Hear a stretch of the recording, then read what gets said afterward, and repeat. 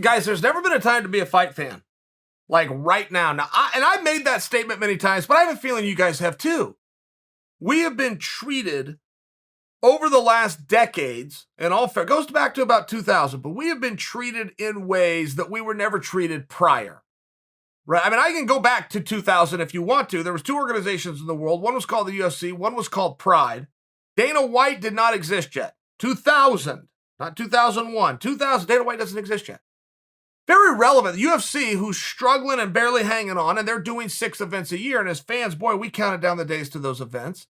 Then the Pride organization, which was in Japan, was doing 5 events a year. So almost once a month you were guaranteed a show, which was pretty damn good. Pretty damn good for those standards. But Dana gets involved. 2001 grows the thing. 2005, they transfer over. I'm talking the UFC specifically to 11 shows a year. Just them. Just them. They went from 11 to 20-something to 30-something, and now they do 52 shows a year. As a matter of fact, 2 years ago, the UFC alone held 53 shows in a 52-week calendar year. Then you got Scott Coker coming on the back of that. He's putting out 20-some products. I mean, we're loaded up. But not only are we loaded up with the punches and the kicks inside of a cage, which is the way we prefer to watch mixed martial arts, boxing's done a great job.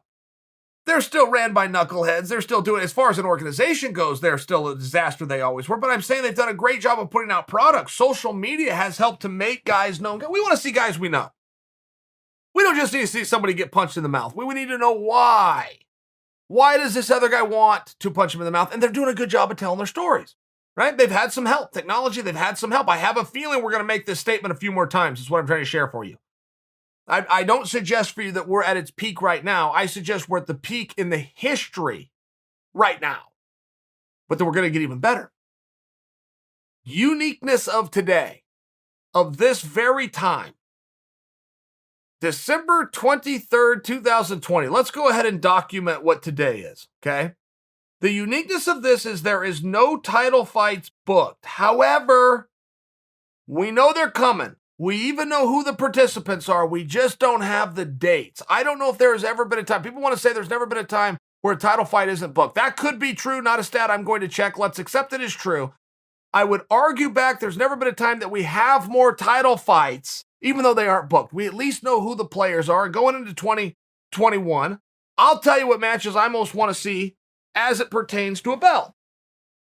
Masvidal, Colby Covington. Yes, guys. Yes, I'm not letting it go. Masvidal's a champion. I watched him win it. I always get a pushback from you guys. Why do you say when you want to see a championship match, you want to see George Masvidal? Because he's a champion. I was there. I saw this happen. Nobody's beaten him, which means he's still the champion. Nobody's beaten him for the belt, which means he's still the champion. So I'm putting Masvidal and Colby Covington, the fight that must happen. And argue, you ever hear people say, or find yourself saying, well, this makes sense. Or you'll say, well, this doesn't make any sense. Right? You hear that word, sense. Nobody takes the time to elaborate on what it is, but it's a word that we hear. It's a word that we use. It's a word that we've accepted for when it comes to fight bookings. Fair? Okay. You want to talk about sense? There is no fight that makes more sense. There is no fight that has made more sense in 14 months. But for some reason, it's not here. There is no fight in any division with any storyline, any competitive ranking, any interest by the pundits, the fans, and the fighters and promotion that makes more sense, that has more to it, none, zero, nothing, than right here. Masvidal, Covington, put the belt up. That's what I'm looking forward to the most. Stipe versus Jones. Yeah, I'm being a dick. Because I didn't say Francis, right? Not that I'm not interested in Stipe Francis. It's not at all. It's that I have seen Stipe and Francis, okay? I'm into Stipe Francis part 2. But I had to come up with 3. My 3 I'm looking forward to the most. I'm very curious in Stipe versus Jones, more over than Jones versus Francis. And I will tell you why, and it's a simple reason. We are going to see John Jones and Francis Ngannou. That's going to happen. That's going to happen in 2021. We're not guaranteed to see John Jones and Stipe. If Stipe gets beat by Francis, we are not guaranteed to ever, not as a guarantee, see Jones versus Stipe. Still very possible, not a lock. Stipe beats Francis, we're going to see Stipe and Jones. We will see Jones versus Francis, and we're going to see it in the next 12 months. So because this is a harder route to get us a guarantee of, and I think the X's and O's are a little bit more intriguing. Stipe Jones is my number 2. And then I've got Usman Burns. Usman Burns, I will concede for you, is not the biggest title fight that we've got. It's not going to be bigger by example in terms of anticipation by you guys than Adesanya versus Blachowicz. But Usman, who can't seem to get his due, taking on a former teammate, a lot of the same storylines as the one I said makes the absolute most sense, just to use that word. A lot of the same storylines, and nobody deserves it more than Burns. I was very happy on a human level when Burns got the nod, because Burns deserved it, but deserve doesn't have a whole lot to do with anything in this sport. You get what it is you take, and once you take it, they can never get it back from you. Burns deserves it. Burns should be fighting for the belt, period. I think Burns has won 7 in a row. I don't even know. Does that even matter? His last 2 fights were against world champions. He didn't lose a single round. Burns deserves a shot. So I'm happy that that's going to happen, and not to mention that one marinated. I don't know what's going on there. I've talked to Burns. I've talked to Usman. They don't owe me the truth.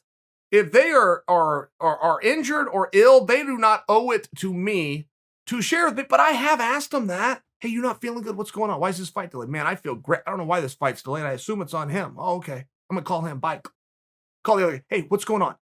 Man, I feel great. I don't know why this fight hasn't happened. I thought something was up with him. I only share that with you. Something's holding that one back. It's coming.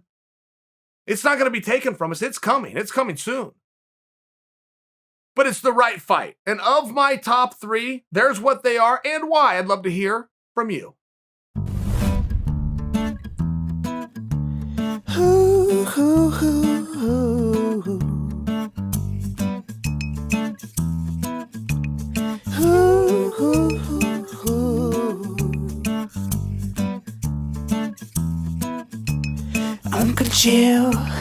Uncle Chill, there's no bad guy like Uncle Chill.